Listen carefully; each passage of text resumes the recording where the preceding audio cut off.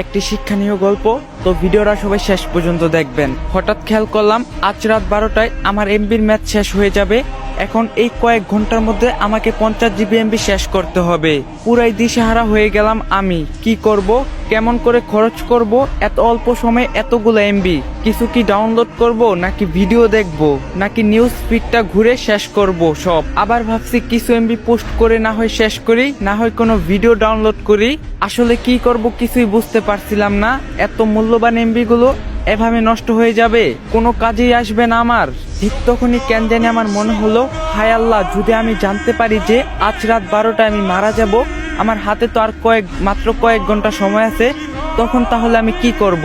নামাজ পড়বো, নাকি কোরআন তিলাওয়াত করব, নাকি নিজের গুনাহের জন্য মাফ চেয়ে নিব, নাকি মনের ইচ্ছাগুলো পূরণ করব? আচ্ছা, আপন মানুষগুলোর সাথে শেষ সময় কাটিয়ে দিলে কেমন হয়? থাক, আগে একবার দেখে নিই দেনা পাওনা কি কি আছে। ঋণের বোঝা নিয়ে কবরে না যাওয়াই ভালো। ও আল্লাহ, বলে দাও আসলে কি করব এই অল্প সময়ের মধ্যে? আসলে কি করা উচিত? আপনারাও একটু ভেবে দেখুন তো। সত্যি যদি জানতে পারেন যে এই দুনিয়ায় আজকেই আপনার শেষ দিন, তখন আপনি কি করবেন? কি করে আপনার মহামূল্যবান সময়টাকে নিজের রবের সন্তুষ্টির পথে বানাবেন?